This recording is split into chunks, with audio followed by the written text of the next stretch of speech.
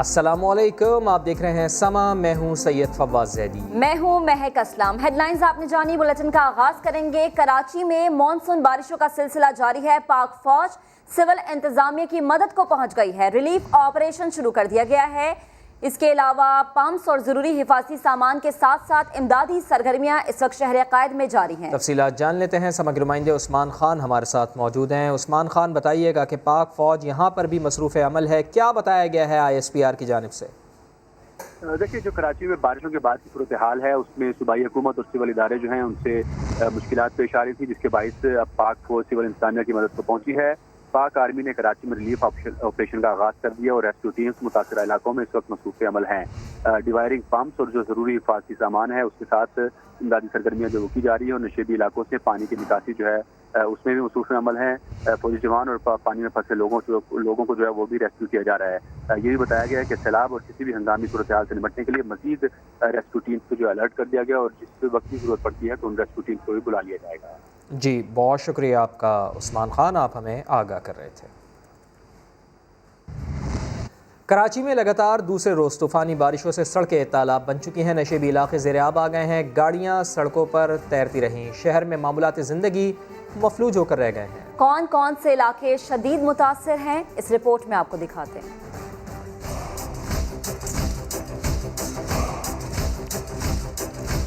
कराची, जिसके लिए चंद मिनट की बारिश भारी पड़ जाती है, वहाँ मुसलसल दूसरे रोज भी बादल जमकर बरसे। अभी पहले दिन का पानी सूखा नहीं था कि जुम्मे को होने वाली तूफानी बारिश ने रही सही कसर भी पूरी कर दी। कारसाज का इलाका झील में तब्दील हो गया।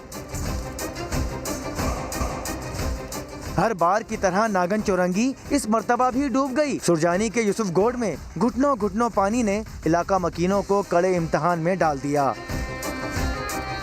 यहाँ पे इतना पानी होता है कि हम इतने डूबे होते हैं। दूसरा जो ये नाला है इसकी सफाई बिल्कुल भी नहीं हो रही है, पीछे से चौक हो जाता है। सदर की बेशतर दुकानें वक्त से पहले बंद हो गयीं, क्योंकि ज़ेबुन्निसा रोड पर पानी फुटपाथ तक सर उठा चुका था। दुकानदार मिट्टी की बोरियां लगाकर बारिश के पानी का मुकाबला करते रहे। आई चुंदरीगढ़ रोड पर भी सड़क फुटपाथ समेत डूब गई। एक मोटरसाइकिल सवार खुले मैनहोल में गिर गया। सिंध हाई कोर्ट के अतराफ और सदर में कचहरी चौक तालाब का मंजर पेश करने लगी। नया तामीर होने वाला यूनिवर्सिटी रोड भी दरिया बन गया, जहां दर्जनों गाड़ियां खराब हो गईं। नशेबी इलाके ही नहीं, डिफेंस, क्लिफ्टन और PECHS जैसे पोश एरियाज भी इंतजामी लापरवाही की गवाही दे रहे थे। हमारे जो साबका सदर पाकिस्तान साहब है उनकी रिहाइश यहाँ पर है, तो इस स्ट्रीट का DHA में ये हाल है, तो मैं ये नहीं समझता कि कराची में इसके अलावा क्या हाल होगा। नॉर्थ कराची से लेकर नॉर्थ नाज़िमाबाद समेत लियाकताबाद और मलीर में बेशतर मकामात पर पानी जमा होने से मामूलात ज़िंदगी मफलूज होकर रह गया। कराची में तूफानी बारिश के बाद गुलशन इकबाल ब्लॉक 13D का नाला ओवरफ्लो कर गया है। नाले का पानी घरों में दाखिल होने का खदशा है। मजीद बता रहे हैं chief crime reporter Ahmad Rahman Khan. जी बिल्कुल, गुलशन इकबाल ब्लॉक 13D का नाला जो है वो ओवरफ्लो कर गया है, जिसकी वजह से 13D की गलियों में जो है वो पानी बेतहाशा जो है वो इस वक्त मौजूद है। आप ये देख सकते हैं कि मैं 13D की गली में मौजूद हूँ और फुटपाथ नज़र नहीं आ रही है, जबकि यहाँ पे फुटपाथ है। अगर मैं आपको, मेरे कैमरामैन कामरान आपको दिखा सकें इस लकड़ी की मदद से कि यहाँ पे फुटपाथ है, लेकिन ये फुटपाथ नज़र नहीं आ रही है। आप ये देखें, और यहाँ पे इतना ये पानी है। फिर ये आप ये देख सकते हैं इस पानी का फ़्लो इतना है कि अगर मैं इस लकड़ी को सिर्फ फेंकूंगा भी तो आप ये देखिएगा किस तरह ये फ्लो करता हुआ जा रहा है। ये फ्लो कर रहा है, ये खुद देखें आप, पानी में इतना फ्लो है यहाँ पे, इतनी तेज़ रफ्तारी से जो है वो पानी यहाँ पे बढ़ रहा है आगे घरों की तरफ। ये तो घरों ने कुछ जो लोग हैं यहाँ पे जो रिहाइश पजीर हैं उनको भी इस बात का अंदाज़ा है, इसकी वजह से उन्होंने अपने चबूतरे जो हैं वो ऊपर किए हुए, वरना उनके घरों के अंदर जो है वो ये पानी दाखिल हो जाता। तो अभी तक जो है वो इसके लिए इक़दामात नहीं उठाए गए कि ये जो नाला ओवरफ्लो किया गया है, कम से कम यहाँ पे जो कचरा है उसको साफ़ किया जाए, ताकि इस नाले में पानी की रवानी जो है वो बहाल रखी जा सके और पानी वापस जो है वो गटरों की जानिब जाए, क्योंकि नाला ओवरफ्लो कर गया है, जिसकी वजह से अब ये खदशा जाहिर किया जा रहा है कि ये पानी घरों में दाखिल ना हो जाए। जी ठीक है, बहुत शुक्रिया आपका अहमद रहमान खान, आप हमें आगाह कर रहे थे। 13D का नाला ओवरफ्लो होने पर UC चेयरमैन अब्दुल सलाम का क्या कहना है वो भी आपको सुनवा देते हैं। तमाम नालों की सफाई सुथराई का काम किया था और तमाम UC जहाँ जहाँ हक परस्त चेयरमैन मौजूद हैं, बलदियाती पैनल मौजूद है, उन्होंने अपने तौर पे भी तमाम बरसाती नालों की गटरों की सफाइयाँ जो मैन हाउस खुले हुए थे उनके ऊपर कवर तक रखवाए। और ये जो अभी जो बरसात का स्पेल आया हुआ है, बरसात का जो मिकदार ज़्यादा है जिसकी वजह से नाले छोटे हैं, तो हल्के हल्के वो पानी जा रहा है और इंशाल्लाह कुछ देर में वो पानी भी निकासी हो जाएगा। कराची में वक्फे से बारिश के बाद ताहाल कई इलाके पानी में डूबे हुए हैं। डिस्ट्रिक्ट साउथ के गली महल्लों की क्या सूरत हाल है, बताएंगे मोहम्मद अली हफीज। कराची शहर के अंदर चौथा स्पेल था बरसात का, दूसरा रोज था बारिश का। यहाँ पर मुख्तलिफ इलाकों में पानी की निकासी के लिए कोई इंतजाम नहीं किए गए। यही वजह है कि कराची का इलाका डिस्ट्रिक्ट साउथ है, यूसी 26 है, बर्स रोड हो, डॉक्टर ज़ियाउद्दीन अहमद रोड हो, अकानी चौक हो, शारा लियाकत हो, न्यू चार्ली हो, इसके अलावा जो है इतराफ में आए चंडीगढ़ रोड, तमाम शारा इस वक्त जो है ज़ेरे आब आ चुकी है, पानी जमा है। कोई सरकारी मशीनरी नज़र नहीं आ रही, कोई पानी निकासी के लिए जो है कोई इंतजाम नज़र नहीं आ रहे। यहाँ के रहने वाले यही फरियाद कर रहे हैं कि पानी की निकासी के लिए इंतजाम किए जाएं। यहाँ के रहने वाले इतराफ में रहने वाले काफ़ी परेशान हैं। वो यही गुजारिश कर रहे हैं कि वज़ीर बल्दियात हो या मेयर कराची या बल्दियाती नुमाइंदगान वो यहाँ आए, मशीनरी लेके और पानी की निकासी का काम करवाएं। जी अली हफीज़, बहुत शुक्रिया आपका। वज़ीर आला सिंध ने कराची के मुख्तलिफ इलाकों का दौरा किया। उन्होंने नालों पर तजावुज़ात कायम करने वालों के नाम पब्लिक करने का ऐलान भी कर दिया। संजय साधवानी की रिपोर्ट।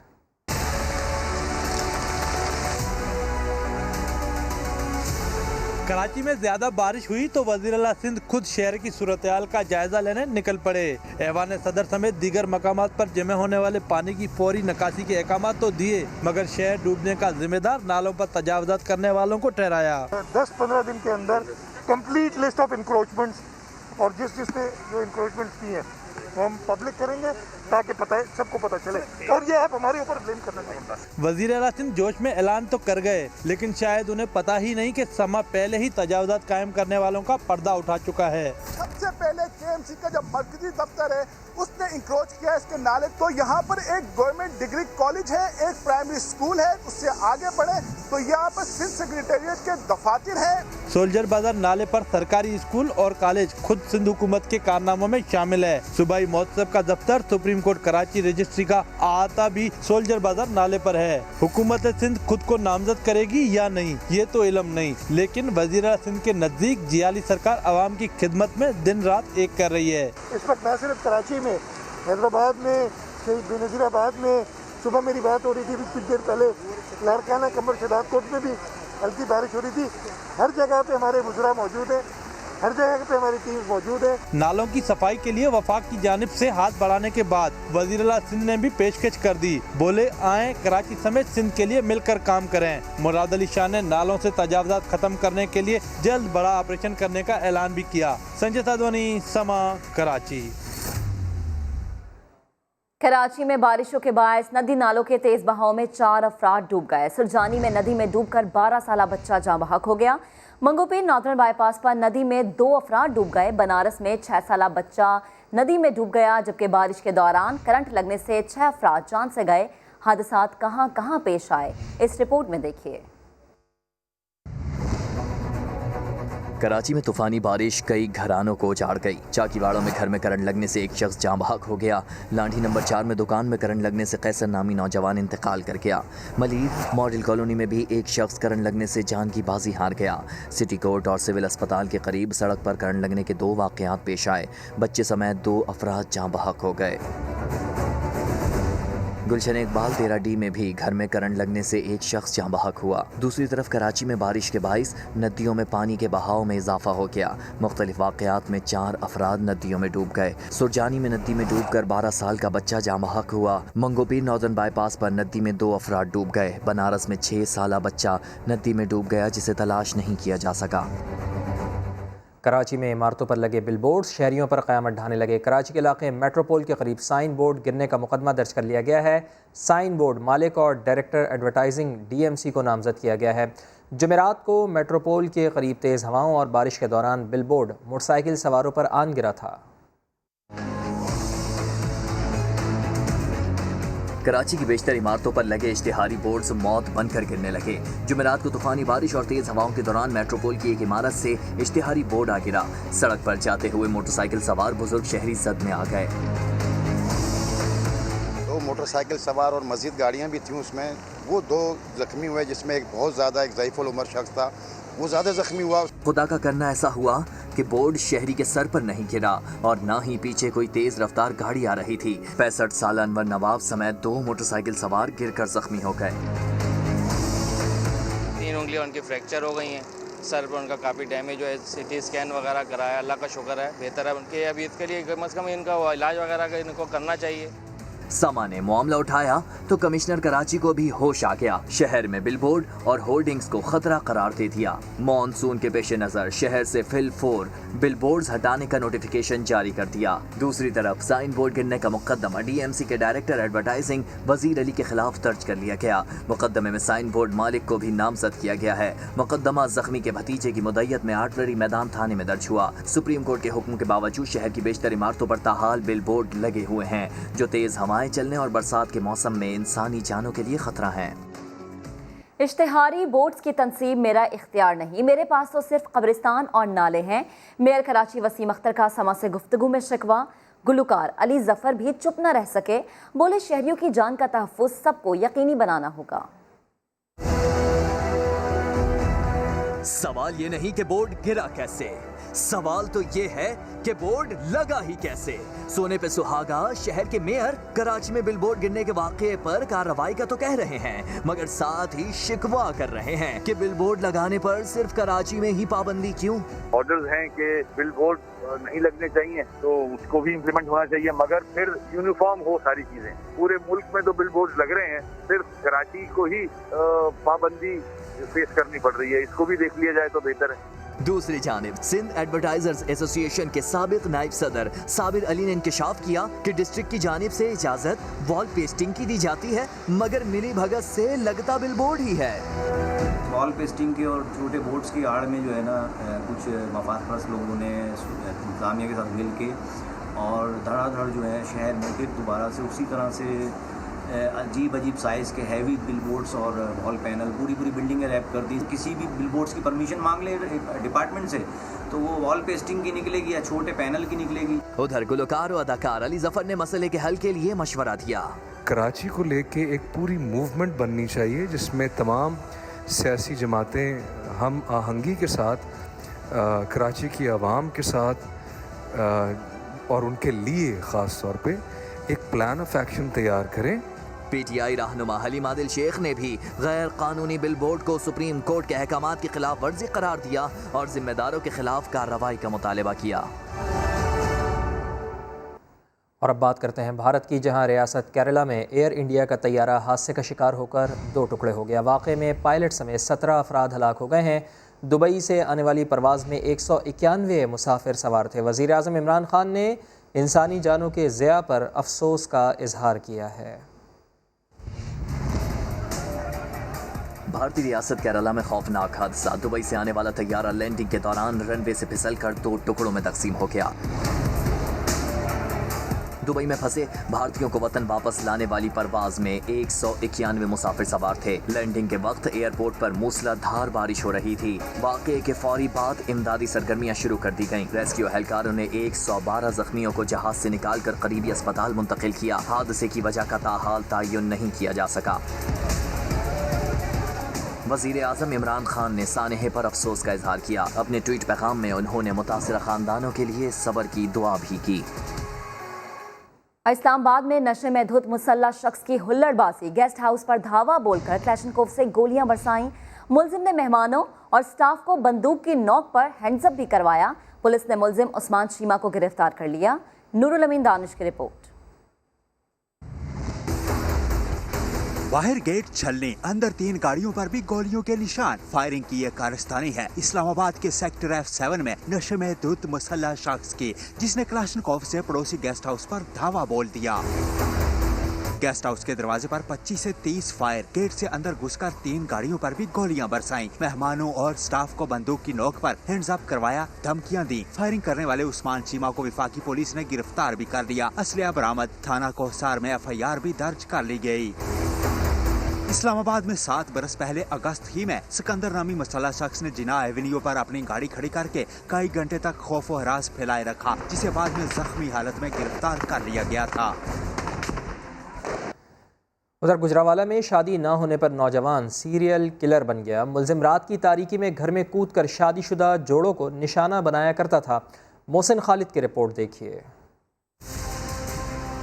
शादी ना होने का दुख, नौजवान ने तशद्दुद की राह अपना ली। गुजरावाला में एक माह में 3 खवातीन समेत 6 अफराद को कत्ल और 3 को जख्मी करने वाला मुलजिम अरसलान पुलिस की पकड़ में आ गया। पुलिस के मुताबिक मुलजिम शादी न होने पर दिल बर्दाश्ता होकर सीरियल किलर बन गया और रात की तारीकी में सोते हुए लोगों को अपना निशाना बनाता था। अकेला बंदा सोया हो या अकेली औरत सोई हो, छत के ऊपर कोई अकेला बंदा या औरत सोई हो, ईंट के साथ वार करके उसको ये मारता है। पकड़ा इस तरह गया कि इसने जो है किसी घर के अंदर भी ये दोबारा एंटर हुआ इसी वारदात के लिए, तो घर वालों ने शोर शराबा किया, पुलिस को कॉल किया और ये पकड़ा गया। पुलिस का कहना है मुलजिम अरसलान पीपल्स कॉलोनी में खौफ की अलामत बन चुका था, जो 2017 में खातून के कत्ल केस में पहले भी जेल काट चुका है। मोहसिन खालिद, समा, गुजरावाला। और सोशल मीडिया पर शादीशुदा मर्दों को हिरासा किया जाने लगा। नामालूम खातीन जाली आईडीज बनाकर ब्लैकमेल करके मर्दों से पैसे बटोरने लगी। FIA फैसलाबाद को दर्जनों शिकायत मौसूल हो गईं। शाहीन शहजादी की रिपोर्ट। सोशल मीडिया पे नामालूम बीवियां सरगर्म, नामालूम खवातीन फेक आईडीज बनाकर पैसे बटोरने के लिए शादीशुदा मर्दों को हिरासा करने लगी। फैसलाबाद में नामालूम बीवी के शिकार शख्स से तरीका वारदात भी सुन लीजिए। मैं शादीशुदा हूँ, 3 बच्चे हैं मेरे। फेसबुक पर लड़की की तस्वीरें लगा के मेरे सारे रिश्तेदारों को वो मैसेज पे ये बताते हैं कि मैं इसकी सेकंड वाइफ हूँ, मुझे पैसे चाहिए। घरेलू झगड़े ज़्यादा हो रहे हैं, कोई भी घर वाला या बाहर वाले मेरा एतबार नहीं करते। रवां साल FIA को मर्दों को ब्लैकमेल करने के 30% केसेस मौसूल हो चुके हैं। तकरीबन 15 से 20 दिन तक हमें रिकॉर्ड वापस आएगा, उससे ये आइडेंटिफाई होगा कि ये कौन सा बंदा है। ज़्यादातर चांसेस ये होते हैं कि फैमिली मेम्बर्स ऑफिशियली होते हैं या कोई फ्रेंड्स मेंबर होते हैं। मतलब FIA के मुताबिक सोशल मीडिया पे हिरासा करने वाले को सजा के तौर पर 3 साल कैद और 10 लाख से ज़ायद जुर्माना हो सकता है। कैमरामैन कदीर रहमान के साथ शाहीन शहजादी, समा, फैसलाबाद। उधर जामशोरों में 2 मुख्तलिफ हादसात में 8 अफराद जाँ बहक जबकि 3 जख्मी हो गए हैं। पुलिस के मुताबिक इंडस हाईवे पर सन के करीब 2 गाड़ियों में तसादुम हुआ, जिसमें 5 अफराद जान से गए और 3 जख्मी हुए। जाँ बहक अफराद में कराची के रिहायशी अब्दुल गफूर, गौस बख्श, गुलाम मुस्तफ़ा और सजावल का रिहायशी पुलिस एहलकार अहमद अली शामिल हैं, जबकि एक की ताहाल शनाख्त नहीं हो सकी है। दूसरी जानिब नूरियाबाद के करीब गाड़ी की मोटरसाइकिल को टक्कर से 3 अफराद मौके पर ही जाँ बहक हो गए। लाशों को करीबी अस्पताल मुंतकिल कर दिया गया है। खेल के मैदान का रुख करते हैं। पाकिस्तान और इंग्लैंड के दरमियान मैनचेस्टर टेस्ट दिलचस्प मरहले में दाखिल हो गया। पाकिस्तान को इंग्लैंड पर 244 रन की बढ़तरी हासिल है, 2 विकेटें बाकी हैं। और इससे पहले इंग्लैंड की टीम पहली इनिंग्स में 219 रन बनाकर आउट हो गई। यासिर शाह ने 4 विकेटें हासिल की। और रवां साल मुलतवी होने वाला T20 वर्ल्ड कप अब 2022 में ऑस्ट्रेलिया में होगा। भारत शेड्यूल के मुताबिक अगले साल T20 वर्ल्ड कप की मेज़बानी करेगा। कोरोना की वजह से मुलतवी होने वाला T20 वर्ल्ड कप अब 2 साल बाद होगा, जबकि भारत अगले साल मेगा इवेंट की मेज़बानी करेगा। भारत 2023 में 50 ओवर्स के वर्ल्ड कप की मेज़बानी भी करेगा। 2021 में होने वाला विमेंस वर्ल्ड कप भी 1 साल के लिए मुलतवी किया गया है। इवेंट अब 2022 में न्यूजीलैंड में खेला जाएगा। महकमा सेहत पंजाब ने कोरोना से मुतासरा मरीजों पर ऑस्ट्रेलियन वैक्सीन के ट्रायल पर बयान देने पर डॉक्टर जावेद अकरम से वजाहत तलब कर ली है। वाइस चांसलर UHS को दिए गए शो कॉज नोटिस में क्या कहा गया है, समग्र नुमाइंदे दानियाल उमर हमारे साथ मौजूद हैं। दानियाल, बताइएगा क्या कहा गया है शो कॉज नोटिस में? जी बिल्कुल, 2 रोज कबल प्रोफेसर डॉक्टर जावेद अकरम जो कि यूनिवर्सिटी ऑफ हेल्थ साइंसेज के वाइस चांसलर हैं, उन्होंने ऐलान किया था कि ऑस्ट्रेलिया की वैक्सीन है जिसको वो पाकिस्तान ला रहे हैं ट्रायल्स के लिए, जिस पर महकमा specialised health care and medical education ने उनसे वजाहत तलब कर ली है। उनको एक शोकोज नोटिस जारी किया है जिसमें कहा गया है कि ऐसा रवैया हुकूमत, महकमे या माहिरीन की टीम की वदा करदा पब्लिक पॉलिसी से मुतसादिम है और मुतलका हुक्काम से इजाज़त के बगैर ऐसे ट्रायल का ऐलान हुकूमत के लिए शर्मिंदगी का बाइस बना है और आपका ऐलान अवामी तवक्कुआत और उमूमी तशवीश का बाइस बना है। ऐसा रवैया बतौर वाइस चांसलर UHS आपके ओहदे के बरखिलाफ है। साथ ही साथ उनको शोकोज नोटिस जो जारी किया गया है उसमें उनसे सवाल किया गया है कि क्या वफाकी और सूबाई हुकूमत ने इन क्लिनिकल ट्रायल्स की मंजूरी दी जिनका आपने ऐलान किया है, या बतौर वाइस चांसलर UHS जो आपने मीडिया पर ऐलान किया है, इसका मकसद क्या आपकी निजी या कोई फार्मास्यूटिकल कंपनी है जिसको आप प्रमोट करना चाहते हैं? बहुत शुक्रिया आपका दानियाल। आगे बढ़ते हैं, वजीर आजम की बात करेंगे। पीछे मुड़कर नहीं देखना, सारी कश्तियां जला दी हैं। वजीर आजम इमरान खान एक बार फिर हिज़्ब इख्तलाफ पर बरस पड़े। कहा कि 2 साल मुश्किल से गुजारे, NRO वाले हर जगह इकट्ठा हो जाते थे। मसले कश्मीर पर हिमायत और FATF पर कानून साजी के लिए NRO मांगा गया, मुश्किल वक्त से निकाल आए हैं। पाकिस्तान अब आगे जाएगा। उन्होंने मजीद क्या कहा, आइए सुनते हैं। 2 साल हमने बड़े मुश्किल गुजारे। पहले तो डिफॉल्ट से मुल्क को बचाना था, हमारे पास पैसे नहीं थे, फॉरेन एक्सचेंज रिजर्व गिरे हुए थे। उसके बाद एक मुश्किल जाती थी, कोई दूसरी आ जाती थी। फिर आपको पता है NRO का जो क्राउड है वो हर जगह इकट्ठे हो जाते थे, हर चीज में वो शोर मचा देते थे कि जी NRO 2 तो हम FATF का बिल पास करेंगे, NRO 2 तो हम कश्मीर में आपको सपोर्ट करेंगे। तो एक तो उन्होंने मुसीबत डाली हुई थी। ये वो टाइम आया है 2 साल के बाद, इंशाल्लाह अब वो वक्त आया है कि हम पाकिस्तान के अंदर जो तरक्की का सोच रहे थे, जो रोजगार देने का सोच रहे थे, इंशाल्लाह वो टिपिंग पॉइंट आ गया कि जब ये मुल्क इंशाल्लाह आगे बढ़ेगा। मुश्किलात आएंगी, लेकिन मैंने अपनी टीम को एक एडवाइस दी है कि मैंने अब फैसला किया कि मैंने प्रोजेक्ट करना है, जो भी होगा मैं ये प्रोजेक्ट पूरा करूंगा और अब पीछे नहीं जाना, क्योंकि मैंने अपनी किश्तियां जला दी। वज़ीर आज़म इमरान खान ने लाहौर में मसरूफ़ दिन गुजारा। गवर्नर और वज़ीर आला पंजाब समेत अरकान कौमी और सूबाई असम्बली से मुलाकातें की। सिविल अफसरान से खिताब में इमरान खान का कहना था कि अफसरान मेरिट से हटकर कोई काम न करें, थाना कल्चर हर कीमत पर तब्दील करना होगा। लाहौर से ये रिपोर्ट देखिए। पाने वजीर आला पहुँचने पर वजीर आला पंजाब सरदार उस्मान बुज़दार ने वजीर आज़म इमरान खान का इस्तकबाल किया। गवर्नर चौधरी मोहम्मद सरवर ने वजीर आज़म को यूनिवर्सिटीज इस्लाहात और पंजाब आब पाक अथॉरिटी के इक़दामात के हवाले से आगाह किया। फैसलाबाद के मेंबरान कौमी असम्बली ने वजीर आज़म को अपने हलकों में तरक्याती मनसूबों से आगाह किया और आलमी सतह पर मसला कश्मीर उजागर करने पर उन्हें खराज तहसीन पेश किया। सूबाई वजीर कानून बशारत राजा ने सूबे में कानून साजी पर ब्रीफिंग दी। पंजाब के सिविल अफसरान से वीडियो लिंक खिताब में इमरान खान का कहना था कि मुश्किल मुआशी सूरत हाल के बायस तालीम, सेहत और तरक्याती मंसूबे मुतासिर हुए। उन्होंने कहा कि थाना कल्चर और नाअहली की कोई गुंजाइश नहीं, महकमों में जजा और सजा का निज़ाम मुतारफ कराया जाए। कौमी राब्ता कमेटी बराए हाउसिंग के इजलास में सिंध और खैबर पख्तूनख्वा के चीफ सेक्रेटरीज ने ब्रीफिंग दी। उन्होंने बताया कि 1 विंडो ऑनलाइन पोर्टल का इजरा कर दिया गया है। अब ख्वाहिशमंद शहरी किसी भी तामीराती मंसूबे के लिए ऑनलाइन दरख्वास्त दे सकेंगे।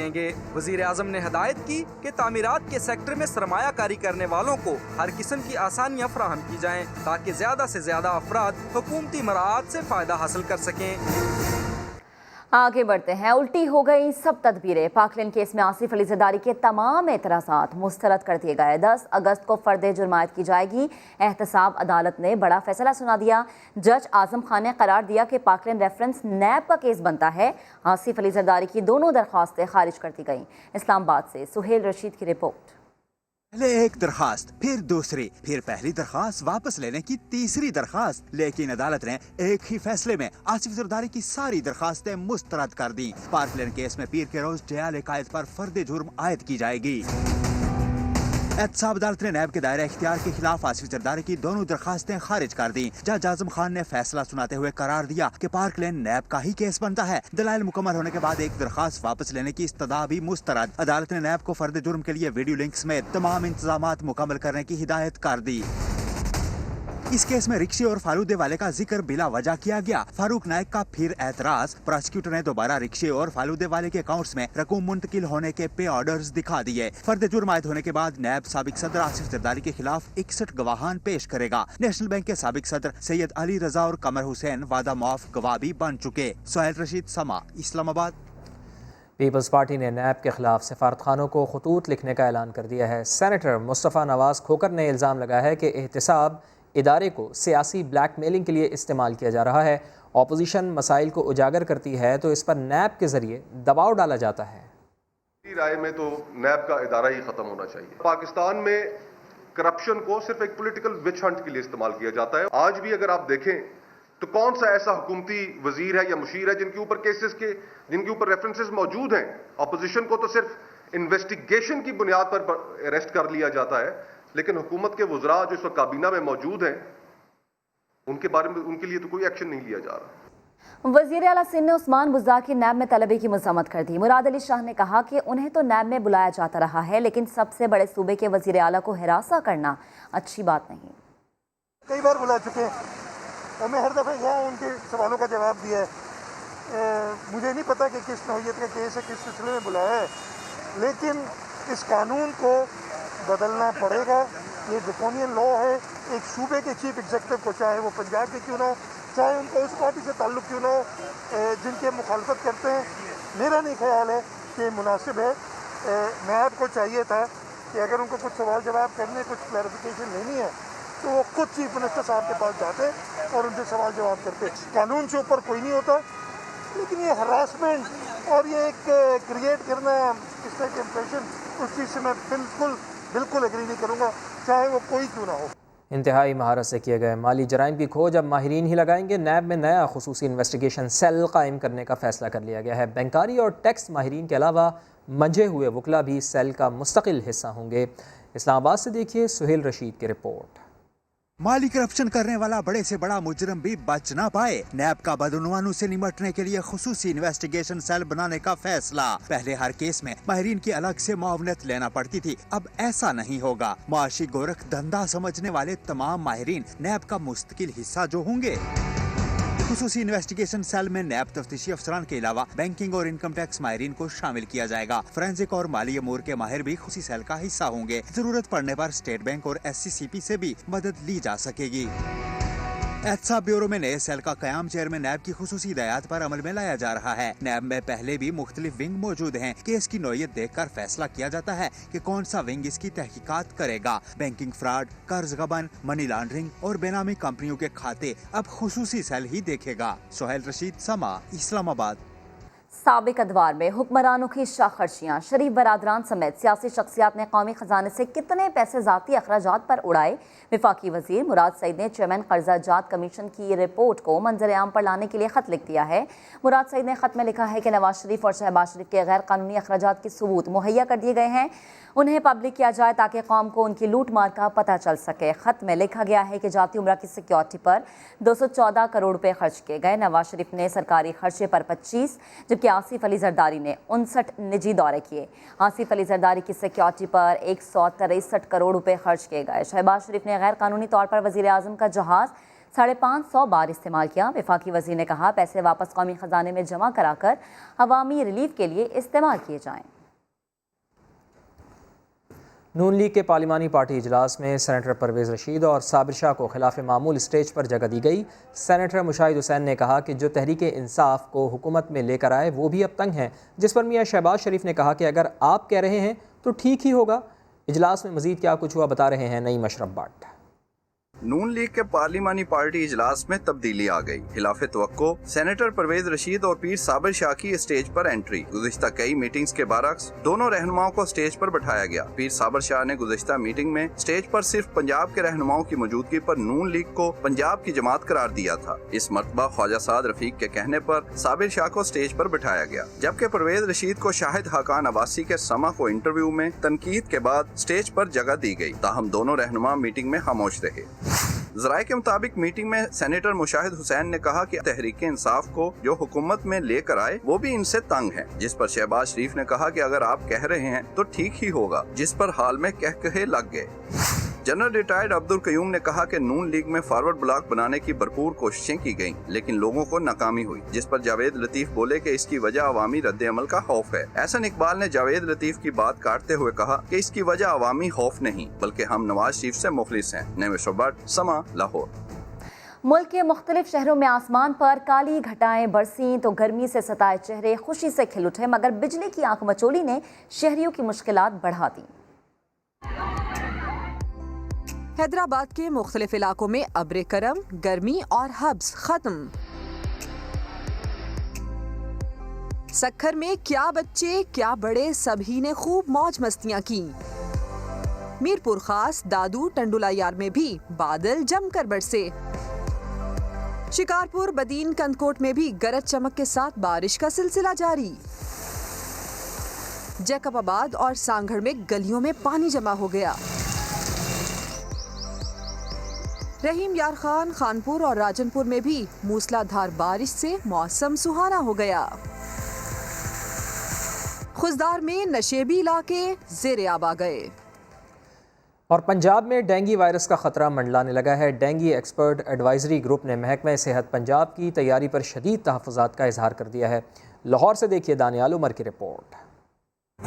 डेंगू मच्छर मोहलिक वार करने को तैयार। लाहौर, रावलपिंडी, इस्लामाबाद, फैसलाबाद और मुल्तान डेंगू के हॉट स्पॉट्स करार। बड़ी तादाद में डेंगू लार्वा मिला, मगर पंजाब में डेंगू केसेस की तादाद छुपाने का इंकिशाफ हुआ है।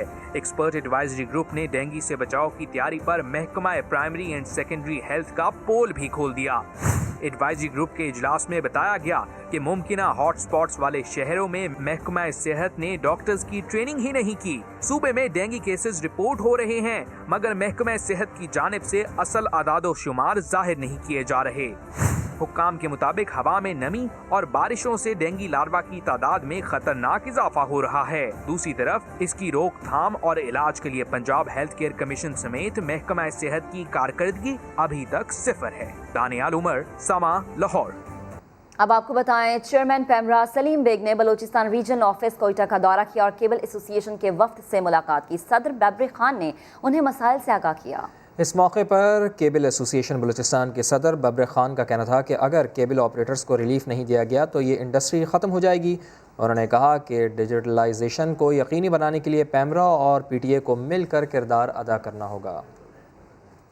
इसी के साथ ही वक्त हो गया ब्रेक का, जिसके बाद दोबारा हाजिर होंगे हेडलाइंस के साथ। आप देखते रहिए समा।